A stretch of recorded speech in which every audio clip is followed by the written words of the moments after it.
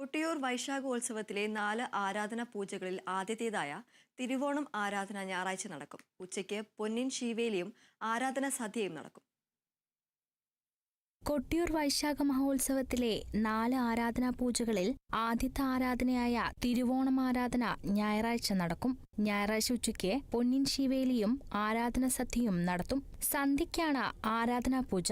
ആരാധനാ പൂജയ്ക്കൊപ്പം പാലമൃത് എന്ന് വിളിക്കുന്ന പഞ്ചഗവ്യവും സ്വയംഭൂ വിഗ്രഹത്തിൽ അഭിഷേകം ചെയ്യും. മത്തവിലാസം കൂത്ത പൂർണ്ണരൂപത്തിൽ ആരംഭിക്കുന്നതും തിരുവോണനാളിലാണ്. അലങ്കാരവാദ്യങ്ങളും തിരുവോണനാളിൽ ആരംഭിക്കും.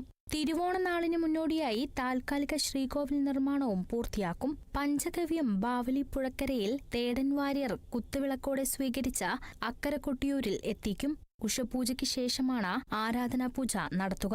തുടർന്ന് നിവേദ്യപൂജ കഴിഞ്ഞ ശീവേലിക്ക് സമയം അറിയിച്ച ശീവേലി ഒഴിക്കുന്നതോടെ എഴുന്നള്ളത്തിനും തുടക്കമാകും. തിരുവോണ ആരാധന മുതലാണ് ശീവേലിക്ക് വിശേഷവാദ്യങ്ങൾ ആരംഭിക്കുക.